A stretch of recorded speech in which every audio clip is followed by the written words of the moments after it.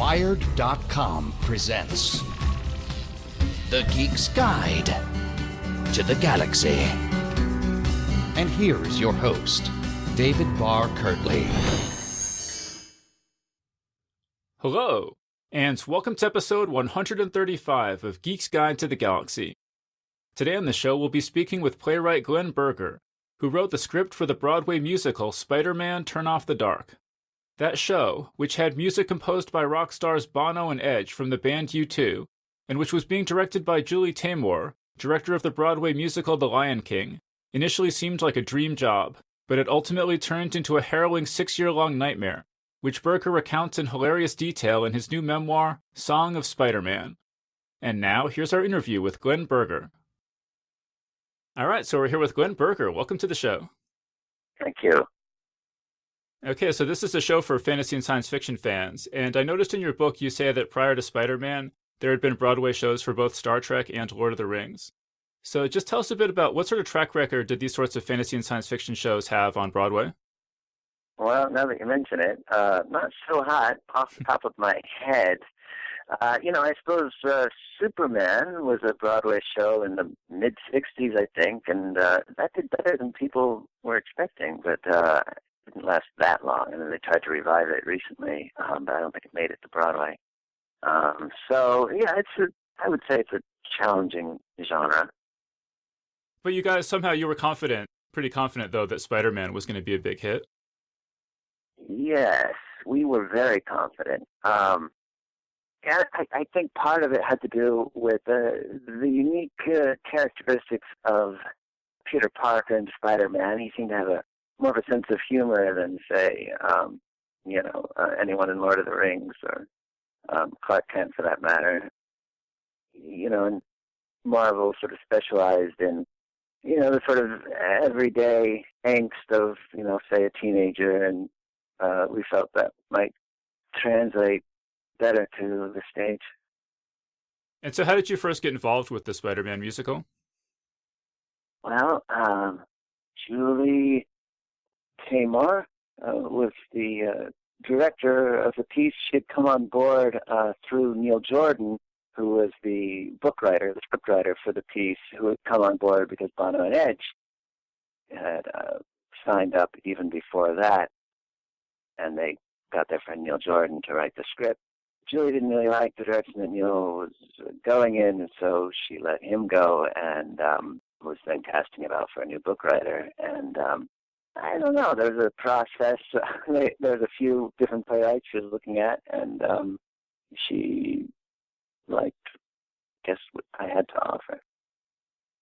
Well, and tell us about the role that George W. Bush played in getting you that part. The final part of the playwright selecting process had to do with, she asked maybe 6 or 7 playwrights to come up with a sample scene. And I didn't really like this assignment, but I thought, well, all right, let me think of what I could do for a sample scene. And I was remembering this sort of, we have these little fantasies in the back of our head. I was kind of fed up with George W. Bush at this moment, and I was trying to think of a way to, what would be a way to sort of do him in without making a martyr of him. And I kept thinking about, if only a piano could drop on him. And then I was thinking more and more about what sort of cynicism that would require to drop a piano on somebody, not make a martyr out of them. And that got me thinking about the Green Goblin on top of the Chrysler Building throwing a piano down on the citizens of New York, on the little ants down below, because he had such disdain for them. And from that point forward, the scene wrote itself with the Goblin and Spider-Man on top of the Chrysler Building and a piano, because the musical, a piano made perfect sense. You could start the scene with Green Goblin does Liberace and then end it with that. And so I wrote this scene, and I guess it got me the job. And so you come onto the play, and at first things seem to be going really, really well. Tell us about those early days when everything just seemed to be going well. Well, you never know when you're working with new collaborators what they're going to be like. If they're going to be more concerned about things less artistic than you, but what struck me immediately working with Julie and Bono and Edge is they were, when we were together, so very focused and so very enthusiastic about the material and about coming up with something beautiful. It wasn't, I think the New York Times reviewer said this was the show conceived in cynicism, and he couldn't be more wrong. It was conceived in sort of naive idealism, and there was, I'd say, a lot of high spirits early on. Everyone just seemed to click together, and we thought we were coming up with some pretty great stuff. Yeah, I mean, like, there's a part in the book where you're talking about how you and Julie go to a train station and you're on opposite trains and you're still shouting ideas to each other across the tracks. It just sounds so... Yeah, well, Julie is she's tireless, and, that's what I'm looking for in a collaborator as well. So, it'd be nothing to stay up until 4 in the morning, and then, by 8 in the morning, we're back in it, and, coming up with new ideas and all the rest of it. And it's very carbonating, very heady to be in that kind of creating mode. Now, except one thing that wasn't so great at this time was your financial situation. There's this memorable scene where you're at dinner with some people and they decide to split the check. Tell us about that. we were in Dublin. We had just come out of some great writing sessions with Bono and Edge and Julie, and it was our last night, and we went over to I can't remember the name of the hotel that Bono and Edge actually partly own, and we had dinner there, and at the end of the night, Edge gets out his wallet and says, don't worry, guys, I've got this, and Julie said, no, we'll all split it, and I'm looking around the table, there's Bono and Edge and Julie Taymor and these producers, all of them have very healthy bank accounts, and at that moment, I've got nothing, and so I'm sweating bullets, but I can't let them know that I don't have any money because it doesn't look good. What kind of writer are you if you don't have any money? So I was ready to just destroy my children's college funds to pay for the meal. But at the last moment, Edge and Bono insisted that they would pay for it. After all, they owned the hotel. Well, right, and as the writer on the Spider-Man project, you weren't going to get paid until it actually opened, right? So it's a tricky business because the producers are busy trying to raise money and all the rest of it, and what people call the creatives, the writers, the composers, they don't get paid except for just honestly a very little bit at the beginning, and it's all back end. You don't get paid until it goes up, and if it goes up and then it goes down, that immediately that means you've just lost about 5 years of your life where you could have been taking other jobs. So it's a risky business. Yeah. Okay, well, so tell us about the story that you guys came up with. You introduced this character called Arachne. Why did you introduce that character? Well, Julie, when she was still working with Neil Jordan before I came on board, and by the time he left, he had submitted like an outline, but he hadn't even submitted a script yet. It was determined, especially by Julie, that she wanted to do, when you have a comic book or a bunch of movies, you can do, a number of different stories. But here we only had, basically 1 2.5 hour story to, capture everything there was to capture in the sort of Spider-Man universe. And so she was looking for something just a little weightier than one particular villain, and for practical reasons too, she was looking for a female voice. We knew that we were going to have a Green Goblin in it, and a whole lot of male characters, and a really strong female character that wasn't Mary Jane was high on her priority list. So she was paging through the first pages of, I guess, the Ultimate Spider-Man issue #1, and saw Norman Osborn mention the myth of Arachne, and the little light bulb went off over her head. This idea of this Greek woman who challenges the gods and comes up short. The idea of hubris sort of fit in really well with the Spider-Man universe, and so we went on from there. And could you say a bit more about why Julie Taymor was so enamored with the character of Arachne? I mean, would it be fair to say that she saw herself as Arachne in a way? Well, every artist has to, in a certain extent, identify with the characters they're writing about. She did see,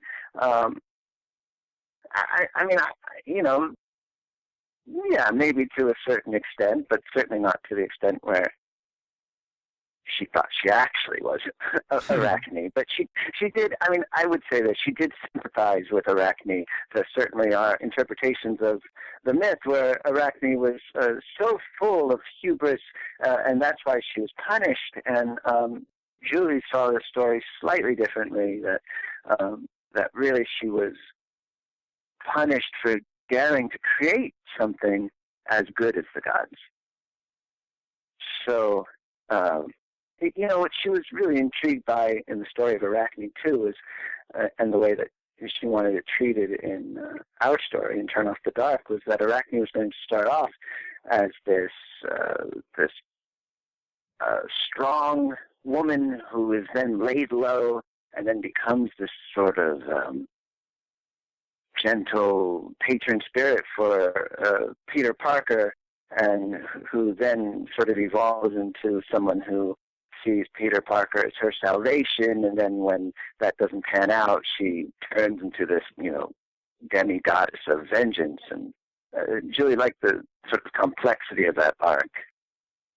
And now, so the character of Arachne is not really directly taken from the Spider-Man comics. So how did the Spider-Man fans react when news of this character leaked out? A lot of them flipped out, but a lot of them will flip out over anything. So it's really, that wasn't a complete concern to the team early on. The feeling was, well, who would we have as a really strong female villain? There aren't that many in the Spider-Man catalog. So Julie never felt like that was really a viable alternative. There was that Spider-Wasp woman who kind of came down from the astral plane and made trouble for Peter. And, so we took elements from various things in the issues. But the fanboys weren't very happy. But they weren't happy with the idea of a musical in general, Spider-Man. they were very concerned early on about, how, because I think these fans, and rightly so, they see themselves as sort of self-appointed guardians of Spider-Man's integrity, as a character, and they saw a musical on Broadway was just going to really destroy the brand. Well, and you yourself were actually early on feeling like this might be just a ridiculous idea to do a Spider-Man musical. Well, it's a funny thing, when you're writing anything, you kind of have to put yourself into a sort of brainwashed trance where you convince yourself, whatever you're working on, that this is a really good idea. And every now and then, you kind of come out of the trance and you realize, wait, what the heck what are we doing? This is ridiculous, no matter what it is, really. And I came out of that trance a few times early on in this show. And if you, just on the surface of things, when you're imagining, the Green Goblin singing, on top of the Chrysler Building in his costume, it does become a little ridiculous seen in a certain light. But then seen in another light, it makes perfect sense. You want huge mythic stories involving, gods and monsters. That's what the, musicals that were being done around the fires, 40,000 years ago. That's what it was. It was singing and dancing, with gods and monsters. Yeah, and in particular, I've heard you make the point, heroes with animal powers is something very primal that goes back into prehistory. Yeah, well, that was Julie's, her first real attraction to the idea of Spider-Man was that this, everyone kept saying, oh, she's slumming because it's kind of pop culture. And, Julie's feeling was, well, there's a reason why Spider-Man is so popular, and it's not because, of the pop culture elements of it. It's that underneath there's the very powerful, archetypical, story structures that kind of speak to us in a, Jungian way. So, yeah, she if you think about what human beings have always been drawn to in their art, especially their drama, when you look at those cave walls, that were made 20,000 years ago, you see, a depiction of it looks like it's, the legs of a man and then sort of the antlers of some giant elk. And, it's believed, though, this was a shamanic, figure that must have figured in somehow in the, in the religious rituals, of the time. There's this fascination that humans have had with humans fusing with the powers of an animal. Yeah. Well, so tell us about the Geek Chorus. So this was an idea that showed up before I showed up. The concern was that there was a whole lot of material, especially in Act 1, the origin story, that was going to be hard to get through in just, an hour and a half. And so we needed some device to bring this audience quickly from plot point to plot point when we needed it. And Julie had this idea that there would be these 4 comic book geeks who would sort of be kind of like a Greek chorus, commenting on the story, moving us forward when we needed to. She saw them as, 4 very energetic extra voices to add to the mix. And but the tricky thing is, once I got on board, was really figuring out how they were going to sound and how they were going to fit into the story in a way that didn't totally disrupt the flow. Yeah, well, and I mean, you say in the book that when you're working on this on writing this Geek Chorus, that you're also getting this internet rage from geeks. And you say you realize that your geeks have to be like these internet geeks, that they have to be protective, unfair, dubious, melodramatic defenders of the pure. I mean, yeah, it was fascinating, kind of observing the geek in his natural habitat. It was like poking an ant's nest, and they scurry out every time a new piece of information about the show came out. You'd see. What you found were these really endearingly passionate and earnest, true believers. And I felt like if we could harness that energy and get into the show, it would be great. It'd be fascinating. I mean, what do you think is a fair expectation for a fan to have about how faithful an adaptation will be? I don't know if you've ever seen An Evening with Kevin Smith, where he talks about this director who wanted to make a Superman movie where Superman wore black and didn't fly and all this stuff that you're like, that's just not Superman. Like, where is that line? Right. Yeah. Well, exactly. I mean, the you do. It's a tricky balance because every artist needs to feel like they're not just, doing data entry. They need to feel like they're contributing something to the iconography. And there was a meeting we had early on with Joe Quesada over at Marvel, and he sort of did convey to us this sense that, Spider-Man's been around for, at that time, had been around for almost 50 years, and all these writers and inkers and artists had been contributing and adding with a lot of thought and artistry to just who Peter Parker and Spider-Man is and what this universe is. And he did convey this sense, certainly to me, that it wasn't really fair for us to mess with that, that we needed to sort of respect, how Spider-Man got to this place in our culture at this time. So, I think it is very fair of the fans to, expect a lot of respect for the material. That said, they're also going to howl if it's, just boringly by rote.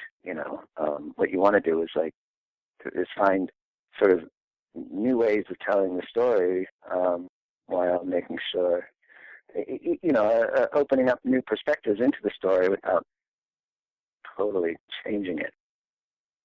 Yeah. I mean, one thing when you met with Marvel that you mentioned, one thing that really struck me is they wanted this to be a family-friendly show, and you say that you find this kind of baffling because you say your typical Spider-Man comic was chock full of grisly deaths and women penciled and inked in just the way a sex-starved adolescent boy would want women penciled and inked. The show seemed perfectly chaste in comparison. Yeah. I mean, at the time, and it's very hard to know until this is before, before you see the costumes, before you see, dances, are they going to be choreographed to, how many gyrations, are these women going to do? How many, you don't really have a very clear idea of how, quote unquote, racy it's going to be until it's up there on the stage, You don't know how dark, literally dark it's going to be until the lighting designer has done his work. At the time, it seemed incredibly chaste.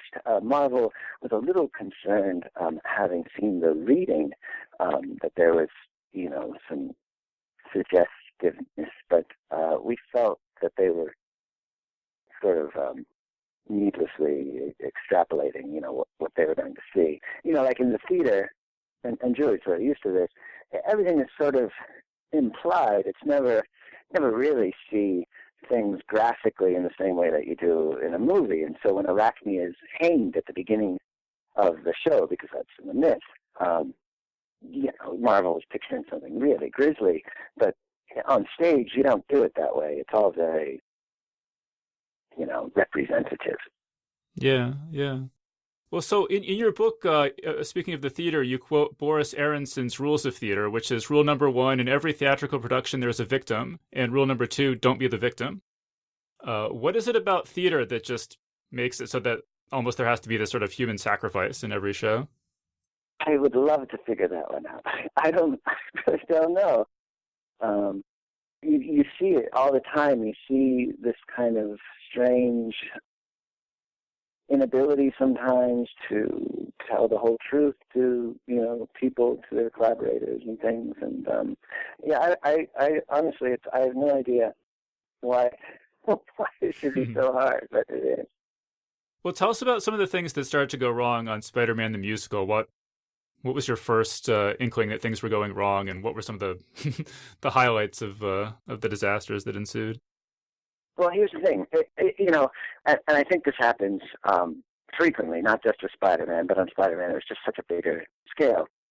We had a reading of the script in 2007, and it went so well. It went gangbusters, and everyone agreed that it was that we were on our way. And then we had this flying workshop in Los Angeles about a year later, where all the flying and technical stuff seemed like it was going to work. And then we got into rehearsals, finally, and we were in a sort of another building while the theater, the people were building the set in the theater. And those rehearsals in that room where there was no set and no costumes or anything, the show still seemed like it was working perfectly. And it wasn't really until we got into tech, which is when we put, the actors on stage and we start bringing in all the, technical elements, that maybe the very first inklings that something wasn't going to be quite perfect about the show. After all, there was an ending that we were counting on, this huge web net that was going to descend from the ceiling, and that was going to be the forum for the final battle between Arachne and Peter Parker. And having spent $1 million on this web net, we learned really only about 2 weeks before tech began that it wasn't going to work. And I think we were in a little bit of denial about that, because without that web net, we didn't have an ending suddenly. and the ending of Act 1 was going to be this battle on the Chrysler Building that I had written for my audition piece between Goblin and Peter Parker. And the only reason that was the end of Act 1 instead of the end of the show was because we were going to top it with this spectacular thing inside this web net at the end of Act 2, and we suddenly didn't have it. And then once you're in tech and you start putting these pieces together, you begin seeing that a lot of the things that you'd sort of imagined happening, a lot of the technical pieces that you were sort of counting on either didn't work or didn't work quite like we were hoping, or certain things that were very clear when you were reading the stage directions suddenly weren't clear when you had them up on stage. Our 2007 reading, I read all the stage directions. I read really detailed stage directions. So everyone in the audience, in their mind's eye, could see the show, and consequently the story made sense to them. And now here we were on stage in tech, and some of those crucial story elements weren't being conveyed. And even then you think, well, okay, but this is just tech. It'll become clearer once we refine it. So you don't really think you're in just terrible trouble until, the first previews and audiences are seeing it and you still don't have a solution. Yeah. And I mean, those technical problems led to a number of injuries on the set, right? Tell us about that. Yeah, it of course was, from our point of view, not to downplay the injuries, but from our point of view, we thought the injuries were getting a little overhyped.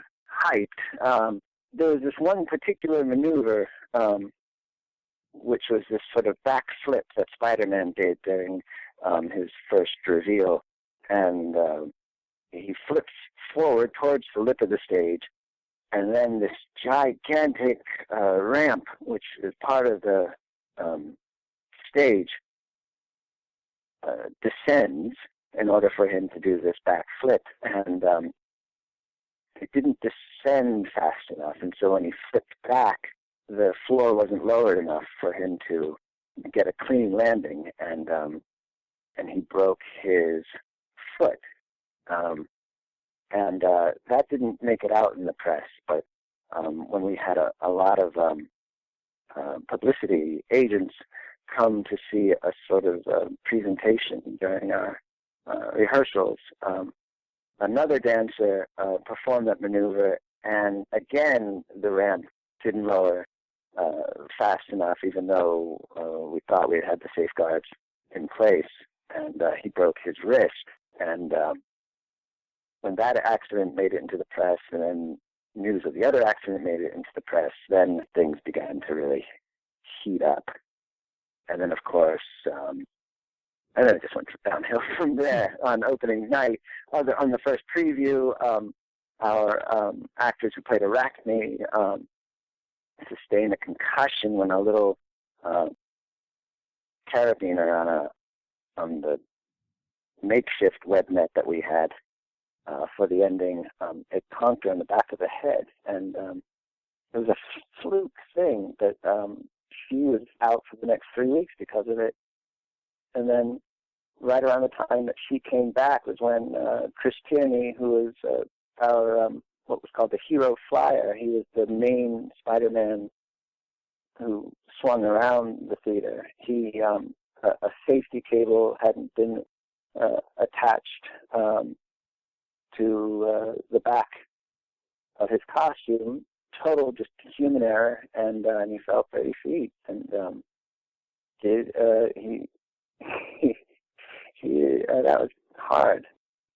He cracked ribs and sustained all sorts of injuries. He wound up coming back to the show in May, which was a miracle. It was a miracle that he survived the fall. Yes. Yeah. So there was all these injuries and everything, and then you also had financial problems stemming from the death of your producer Tony Adams too. Tell us about that. Yeah. Well, I'm getting all clammy just thinking about it all again. Yeah. Well, Tony Adams was the original producer of Spider-Man. He's the Irish impresario, beautiful man. He's the fellow who convinced Marvel in the first place to let him do Spider-Man the musical, and he could have persuaded anyone to do anything. He was just that sort of person, and he's the one who persuaded Bono and Edge to get on board. And after a whole lot of wrangling, this was early on in the process, back in say 2005. He finally got all the contracts in order and went over to Edge's apartment to have him sign the deal. Bono had already signed, Julie had already signed, everything was finally coming together. And Edge went to go get a pen, and when he came back, he found Tony Adams slumped over. And Tony Adams, who was still in his 50s, was dead the next day from a stroke. And that early on put a wrench in things. It didn't really occur to anyone at the time that was going to be in some ways, a fatal blow. His partner, David Garfinkel, who was sort of the behind-the-scenes legal fellow, he took over as the producer. He did yeoman's work, but he just didn't have some of the producerial skills and people skills that Tony Adams had. And who knows what sort of difference it would have made had Tony survived to the end. Yeah. So you guys, you're having all these problems, and then the critics start weighing in. And to quote Scott Brown from New York Magazine, he calls the play hyperstimulated, vivid, lurid, overeducated, underbaked, terrifying, confusing, distracted, ridiculously slick, shockingly clumsy, unmistakably monomaniacal, and clinically bipolar. What's it like for you as a writer to get that sort of feedback on something that you've written? And that was a good review, because he at least had fun watching it. And like you said before, up to a certain point, I started working on it in 2005, and up to 2009, it had been nothing but fun, really. And not only did we get a lot of good vibes from people who had, read the script and whatnot, the music that Bono and Edge had written was good. The demos were really good, very varied and tuneful and upbeat, and somehow the demos just didn't get translated into the musical orchestra. And then in addition to that, the main speakers had been placed behind the main set pieces, and so the sound was getting all muddy, and so suddenly we had a show that where we thought we had it in the bag, and now we clearly didn't, and now the critics are weighing in, and people are getting injured, and the weird thing is that we were still selling out because there's a curiosity factor, any number of other factors, and so there was this window of time. We knew it was going to shut eventually, but there was, usually if you have a show with this much this many problems. It's going to open, it's going to close the next day, and that's going to be it. But we knew we had maybe a couple months to come up with a fix. And, one of the things a lot of Broadway shows do, they open first out of town. They'll go to Denver, they'll go to Seattle or La Jolla, out in San Diego, and they'll put on the show. And even if critics kind of nail it to the wall, you still have time out there to work on it. And then you have time to work on it between moving it to New York and getting it into New York, and then you go back into rehearsals in New York, and you have all these extra weeks. And we couldn't do that with Spider-Man because New York, our set was so involved and so complicated and expensive. We had to install it at the Foxwoods Theater, and we couldn't break it down out of town and bring it into New York, and so we had to do everything just there in New York, and that meant that instead of, going out with our pants on our ankles out of town and then slowly pulling our pants up, we had to do it all under the really hot glare of New York City. And that not only made it hard for us to fix things, because it gave us less time, it also increased the stress inside of that building. And when human beings are subjected to a certain amount of stress, they just don't work as effectively. They don't work as effectively on their own. They don't work as effectively with each other. Well, in a way, the villain in this book is this critic from the New York Post, Michael Riedel. You compare him in the book to the Spider-Man character J. Jonah Jameson. Tell us about that comparison. Yeah, well, Michael Riedel he's a character. I mean, on one level, he isn't the villain any more than J. Jonah Jameson is the villain in Spider-Man. He's an added, seemingly random distraction that just makes everything a little bit harder.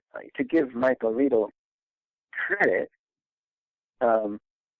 he's one of the few journalists out there who actually cares about what goes on Broadway. And so, what you have is a situation where Michael Riedel of the Post and Patrick Healy of the Times were really the only ones writing about the show, but then you had, 600 journalists sort of pick up on what they were writing, and before you knew it, it seemed like everybody was writing about it.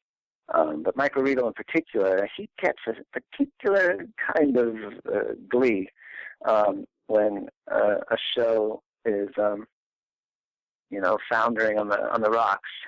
If a show is hanging onto the ledge by one hand, he has no problem with stepping on that hand. And it's funny when it's somebody else, and when it's you, it's less funny. Everybody on Broadway, they profess to, not like him, except everybody reads them. And, I went on a show, about a year after Spider-Man closed, and he's, we had a delightful conversation. He knows theater, and he just isn't interested in being a mindless supporter of it. Well, yeah, I watched that interview, and it just seemed like he was having the time of his life, having been, written about in your book. I mean, two things he loves is to talk about theater and to talk about himself, and he kind of inserted himself into the story of Spider-Man because he was helpful in drumming up a lot of the animosity towards the show. He made sure that news of the various injuries, was always in the news. In every Broadway, not every Broadway show, but a number of Broadway shows have had a lot of injuries that have kind of gone, underreported for whatever reason. Spider-Man, it was reported, and so. Yeah, I mean, there are certainly some people inside the theater who felt like he was treating us unfairly, but that's just part of the game. Yeah, yeah. Okay, so you did have your supporters. So one of your big supporters was Glenn Beck, and I don't know you must have felt sort of conflicted about that, right? Or I don't know, what was it like having Glenn Beck be your biggest booster? We'll take back in 2005 when I was first writing it with Julie, and we made Norman Osborn a sort of the reason why he was doing these things with genetics was he was convinced that humans needed to more quickly adapt to what was clearly going to be a climate change catastrophe in a few years. And Julie was saying, but is that, if we make him seem liberal in that way, is that going to turn off all the potential conservative audience members? And then she thought, it actually turns out to be the villain, so maybe a lot of conservatives will see, sort of the, people will read into the show whatever political ideology they want to read into it. And it turned out to be true years later when Glenn Beck saw in the Spider-Man show an affirmation of everything that he had been sort of talking about in terms of, the individual rising above the situation to fight for liberty and justice, and this, climate change proponent, getting his comeuppance and all that. So he went on his radio show more than once and was a huge advocate for the show, and everybody was, and no one had a problem with that. Okay, so what happens ultimately is that the director, Julie Taymor, gets replaced. Tell us about how that happened. I think what happened, for years, from the beginning of the project, there was always a 100% conviction that this show is going to be a massive hit. How could it not be? When you look at, who was on it and the material and everything. And so the discussion was never what happens if it closes in 2 months. The discussion was always, how soon can we get 3 more productions up, and where would we go next? And when we make a feature film out of it, who would you cast? And so when the time came, when it really did seem like the writing was on the wall, I think for certain people it was very hard to read that writing. It was very hard to get it into their head that, no, this show actually has maybe 3 weeks of life in it. And so you had certain people in the theater, actors, most of the actors included, because they have a sixth sense for this sort of thing because, their jobs are on the line.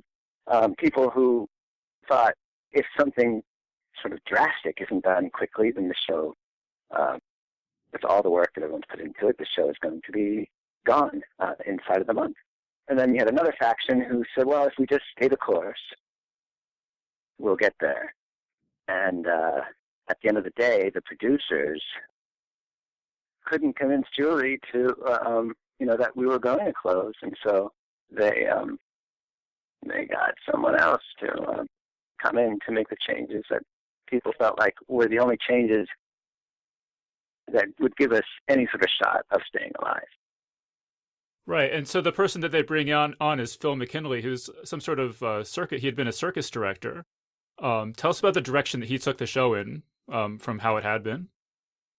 The original, there was a whole lot of brainstorming, after the first previews. All right, how could we fix this? If we don't have an ending, then is there anything we can do? How do we just stay alive? And one idea that came up that I was pushing was, well, if we move the end of the first act to the end of the second act, that would solve a whole lot of problems. And we'd live another day. And then, we can, for the next production, try to work something else out. And if there was a way to do it where Arachne would still be a very powerful character, but she would be demoted to slightly to so that she was now a little less important than Peter Parker. And Julie couldn't endorse it, and Phil McKinley came on board. This was all being done in real time, so it's not like we could look for 50 directors and vet them and audition them. The producers needed to find somebody very fast, and I think Michael Cole, the producer, had been working with Phil McKinley on another project, a big sort of epic arena show. And so Phil came on board, and he felt like one of the large problems in the show wasn't just the structure, but also just the tone in general was just too dark, and he thought the choreography in certain numbers was too violent, and so he came in and really tried to brighten things up. Right. I mean, the thing that sticks in my mind most about his approach is the Goblins Goddesses t-shirts. Well, it was a very frantic number of months. We were in uncharted territory. No show, really, especially of this scale. We were doing the old show during the night, and then during the day, new material, we'd be coming up with new material and folding it into rehearsals, and then eventually we'd have to shut down the show for 3 weeks to do the big changes and then reboot it. So ideas are sort of flying fast and furious, and this was right around the time that Charlie Sheen was having his meltdown, so people saw a lot of similarities between Spider-Man and Charlie Sheen, so we called it the Charlie Sheen of theater. And he had a thing about his goddesses, and so sometime at one moment in rehearsal, Phil McKinley, it came to him, goblins, goddesses, that's perfect. We'll have these kind of mutant assistants of Goblin wear these T-shirts, and then other people on the team thinking, oh my gosh, that's going to date itself, within a month. This is that idea fell by the wayside eventually. But there's any number of ideas that were sort of flying around, and of course the tech staff, well, they were all freaking out because they felt like we didn't really have enough time to implement even half the changes that were being proposed.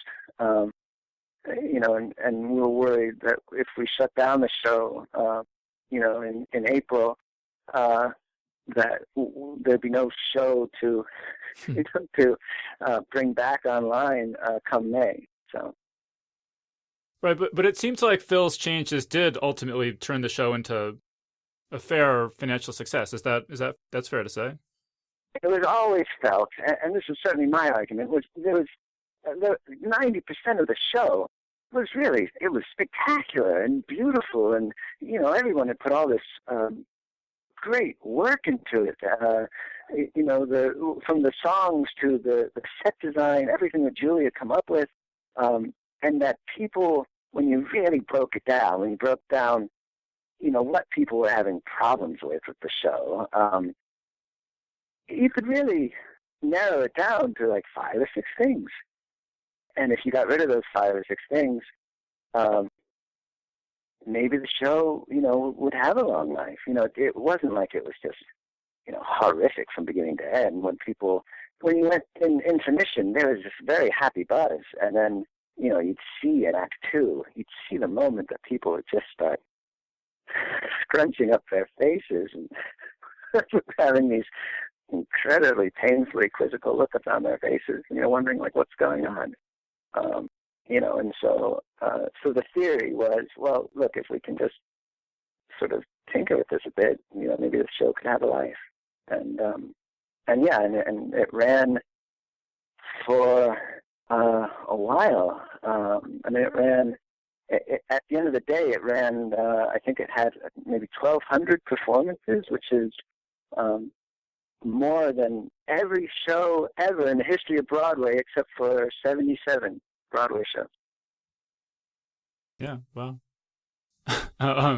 Okay, so you say in the book that that the Spider-Man musical, quote, wasn't a play, it was a diabolical machine built by the gods to teach humility. What do you think, what lessons do you take away from this whole experience? So many lessons. There's no sure thing, is number one. Number two is not really a lesson so much as something to always remember, which is, when you're working on something like this, or when you're working, or a marriage, or really anything, you have to work with other human beings. Collaboration is a very profound and mysterious thing at the end of the day. And as much as one can maintain respect and open dialogue between two people, that's critical, or else things are going to go downhill very fast. Yeah. Okay, and so I mentioned that you wrote a book about this whole experience called Song of Spider-Man. Just what was it like writing that book? Was it traumatic, reliving all these memories, or was it cathartic? Just sort of what happened with that? No, I was hoping for cathartic. It was traumatic. Okay. It was, I didn't, the last thing I wanted to do when the show finally opened, was relive it all. And actually, when I was writing it, I would find myself yelling at the screen and, getting all, clammy and palpitating. And I would make a vow to myself, all right, tomorrow, when you sit down to write, just stay detached, be very Buddhist about it. And the same thing would happen again. I'd start yelling, I'd hyperventilate. And I realized what was happening actually was that a lot of my memories of the show weren't really just in my brain. They were recorded in my body. And in order to really summon the full experience of what was going on, my body had to sort of relive it too. So, all the excitement early on, I was writing the early chapters, I'd feel these great rushes of adrenaline and happiness. And when I was writing the later chapters, I'd feel this horrible clamminess and all the rest of it. And then I'd reach the end and I'd feel, I'd feel a certain amount of catharsis, but then there's a second draft and you go through it all again. It was like living a certain amount of strange purgatory. But now, it's been a year since I turned in the final draft, and I'm beginning to find a measure of serenity. Well, that's good. I was wondering, if you just see Spider-Man on a billboard or on a TV screen or something, does your spidey sense start to tingle and you just want to run away? That's no good. I can't endure that. I'm gonna have to go into therapy for that one. I heard you say that someone was working on a documentary that was filmed behind the scenes on the Spider-Man musical. Is that ever gonna see the light of day? That's a good question. Michael Cole was the producer, and his son, Jacob Cole, had begun filming a documentary, I guess, a few months before we started rehearsal, and he captured more than he was expecting to capture.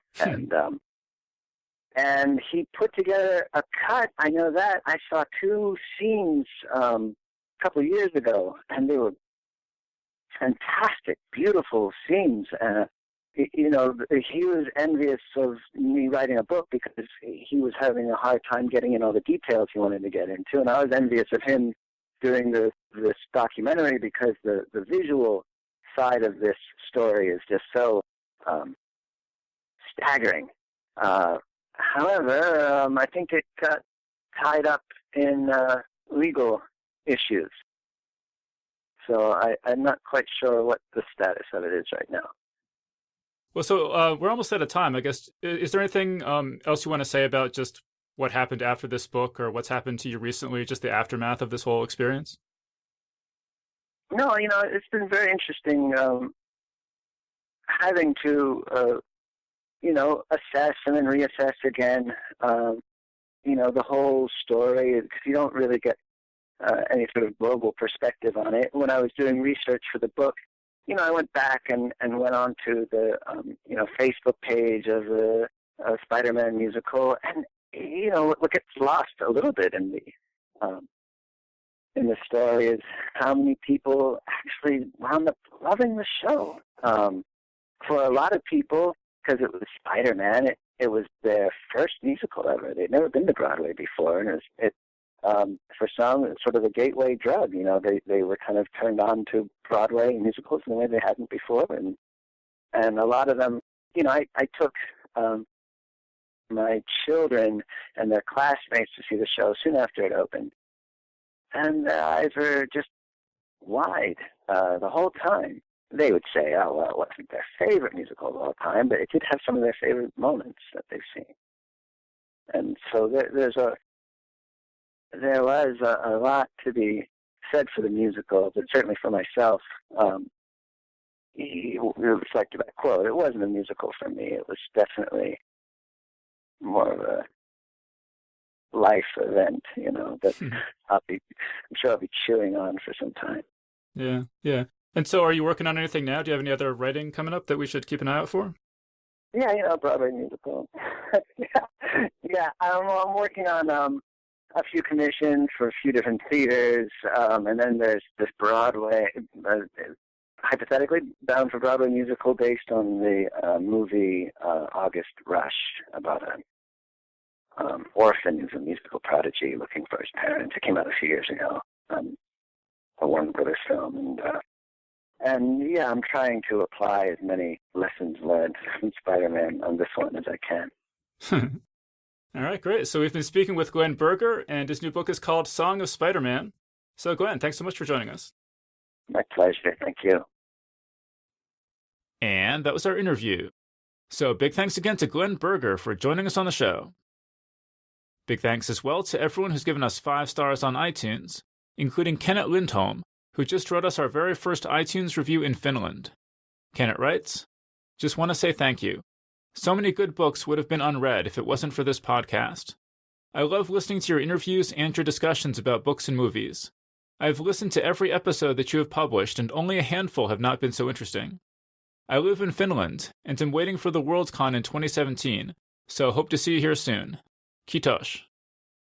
So big thanks again to Kenneth Lindholm for that great review. This episode of Geek's Guide to the Galaxy was made possible thanks to support from listeners such as Jeff Gass, crowdfunder number 85, and Kenneth Reed, crowdfunder number 89. So thanks guys, we really appreciate it. To learn more, visit us at geeksguideshow.com and click on crowdfunding. Alright, so that was our show. So thanks everyone for listening, and we'll see you next time. The Geek's Guide to the Galaxy is a production of Wired.com. For more information about the show, visit geeksguideshow.com. To learn more about your host, visit davidbarkirtley.com. Music and voiceover produced by yours truly, Jack Kincaid. If you enjoyed this program, tell your friends. If you didn't enjoy it, tell no one. Thank you for listening.